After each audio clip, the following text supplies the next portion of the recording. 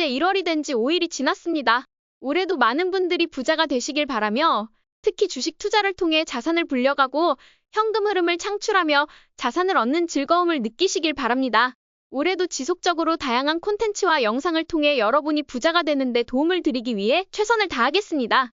한국 분들이 부자가 되는 것이 제 행복이며 한국 분들이 꼭 부자가 되어 스트레스 없이 세계를 주도하는 나라가 되는데 일조할 수 있도록 노력하겠습니다.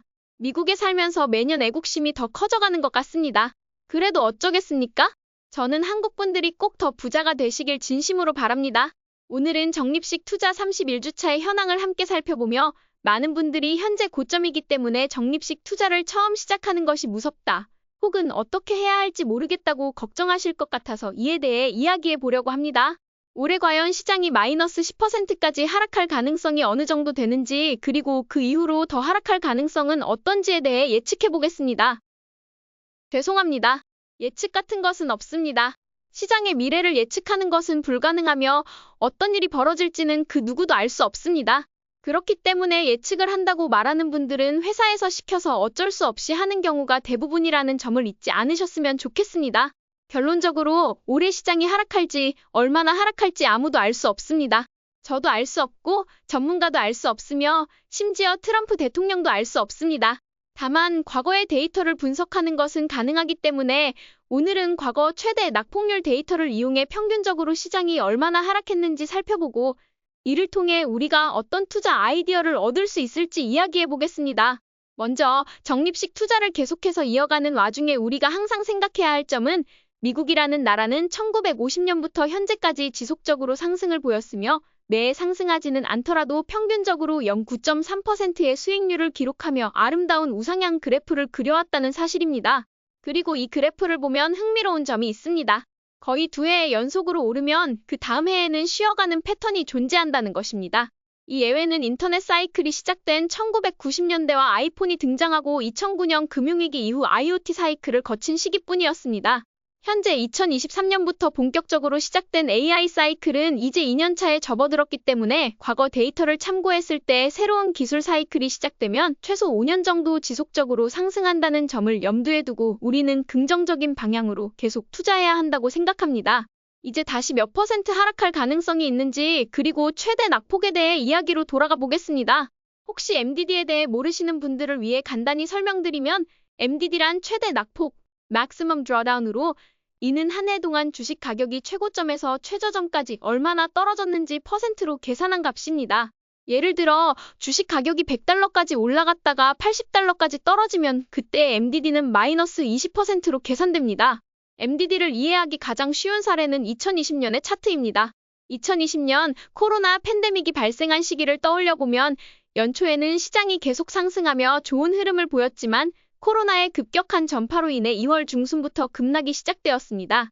그 결과 시장은 단기간에 약 33%의 하락을 기록했습니다. 이후 V자 반등을 통해 상승세로 돌아서면서 결국 S&P 500은 그해 플러스 16% 상승으로 마감했습니다. 하지만 최대의 낙폭, 즉 고점부터 저점까지의 하락폭은 33.9%로 엄청난 하락을 기록했습니다. 결과적으로 플러스로 마감했지만 마이너스 33.9%의 낙폭을 경험한 투자자들이 겪은 고통은 이루 말할 수 없었을 것이라고 생각합니다.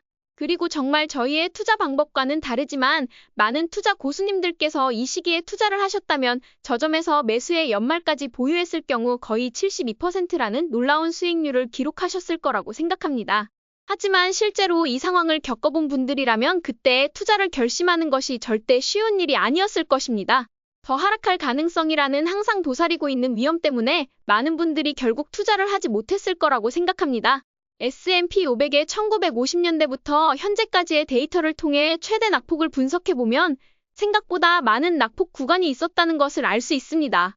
놀랍게도 평균적으로 매년 최대 마이너스 13.6% 정도의 고점 대비 저점 하락이 있었지만 결국에는 플러스로 전환하여 마감한 경우가 더 많다는 사실도 확인할 수 있습니다. 이는 많은 분들이 이런 낙폭 상황을 맞닥뜨릴 때 두려워하지 말고 투자를 지속했으면 큰 수익률을 얻을 수 있었을 것이라는 것을 의미합니다.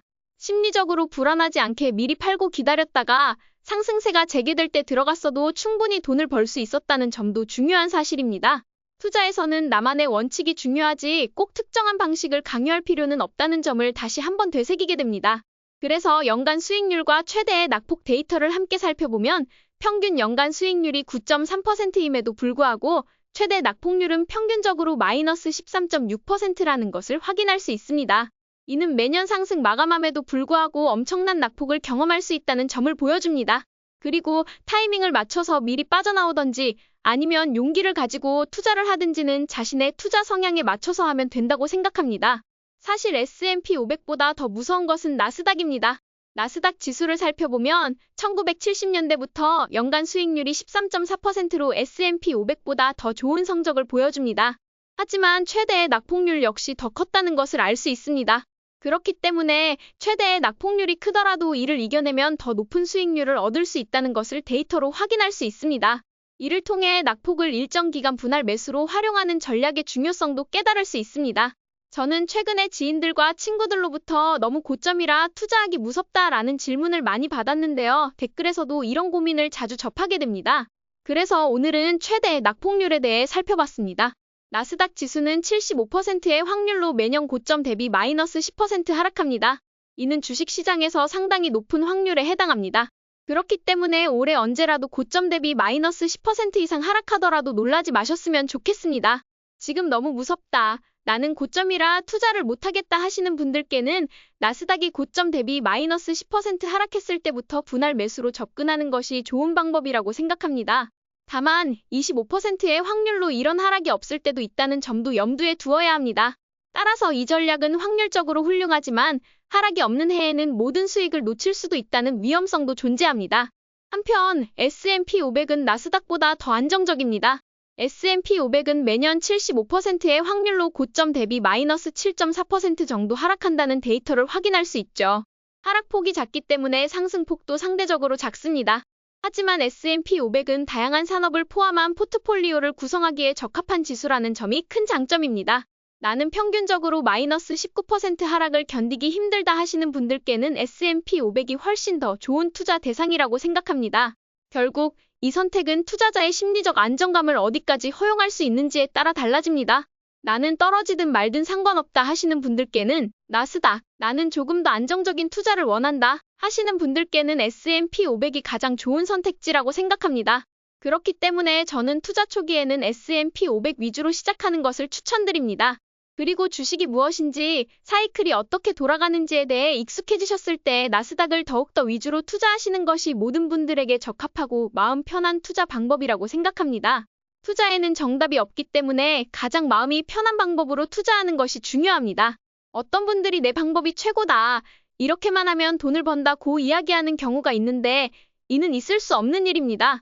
각자 본인에게 적합한 방법을 찾아 투자하는 것이 가장 중요합니다. 그렇기 때문에 저는 끊임없이 다양한 방법을 소개해드리고 있습니다. 특히 노후를 준비하기 위한 30년에서 40년간의 장기 투자는 가장 쉽고 편안한 방법으로 이어가는 것이 중요하다고 생각합니다. 두 개의 지수, S&P 500과 나스닥을 활용해 투자를 이어가는 것이 가장 좋은 전략이라고 믿습니다. 이번 주에는 제가 휴가를 가서 전자기기와 멀리 떨어져 있었습니다. 주식을 보고 싶고 유튜브를 하고 싶은 마음이 굴뚝 같았지만 노트북이 옆에 없었으므로 투자를 직접적으로 이어가지는 못했습니다. 그럼에도 불구하고 저의 투자는 자동으로 이어졌다는 것을 다시 한번 깨달은 한 주였습니다. 자동 투자의 시스템을 만들어 놓으면 걱정할 일이 없다는 것을 다시 확인할 수 있었습니다. 저는 여러 개의 계좌를 가지고 있는데 이 계좌는 오로지 노후를 위해 만든 계좌입니다. 한국 분들께서 이 계좌를 통해 누구나 노후를 준비할 수 있다는 것을 보여드리기 위해 일부러 만든 계좌입니다. 그렇기 때문에 참고용으로만 봐주시고 투자를 두려워하시는 분들이 이를 통해 용기를 얻어 가실 수 있도록 계속해서 내용을 공유하도록 하겠습니다. 이번 주에도 많은 일이 있었습니다.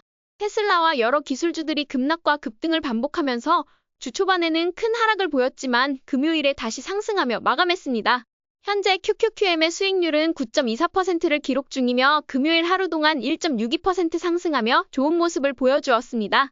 다음 주가 되면 헤지펀드들이 돌아오기 때문에 그들의 시장 움직임을 알 수 있을 것 같지만 그와 상관없이 노후를 위한 적립식 투자는 계속 이어갈 예정입니다.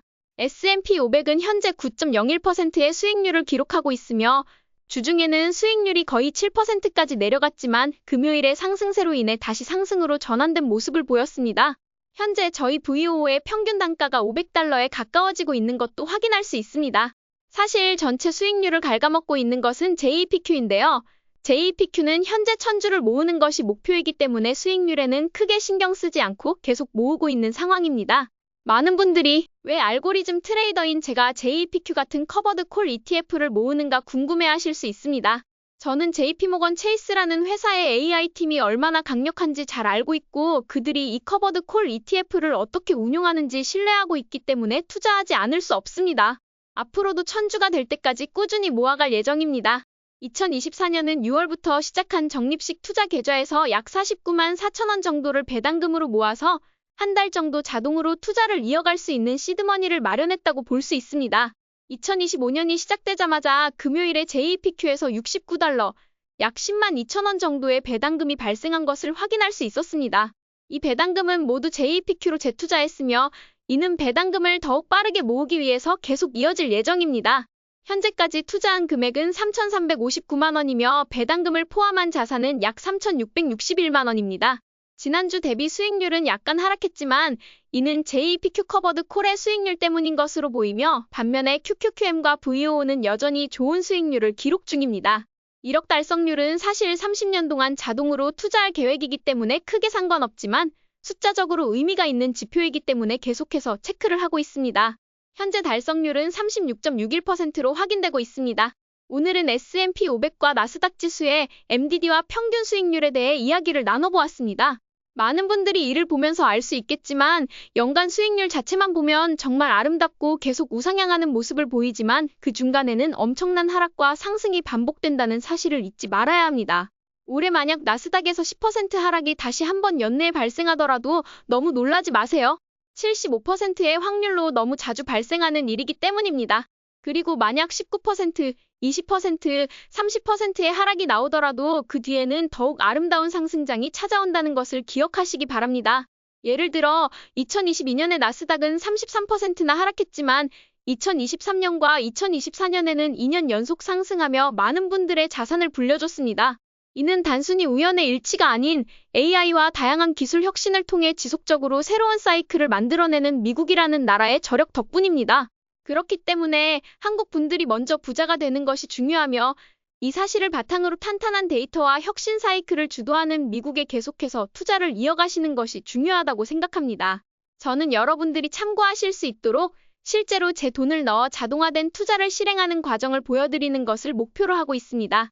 사실 트레이딩으로 번 돈을 빨리 투자해 자동화할 수도 있지만 현실적으로 많은 분들이 따라가기 쉽지 않으므로 일정한 금액을 꾸준히 넣고 어떻게 결과가 나오는지를 보여드리는 것이 중요하다고 생각합니다. 비록 지루할 수 있지만 이 과정을 통해 여러분도 직접 실행할 수 있는 투자 방법을 배우고 한국 분들이 부자가 될 수 있도록 도움을 드리기 위해 앞으로도 계속 노력하겠습니다.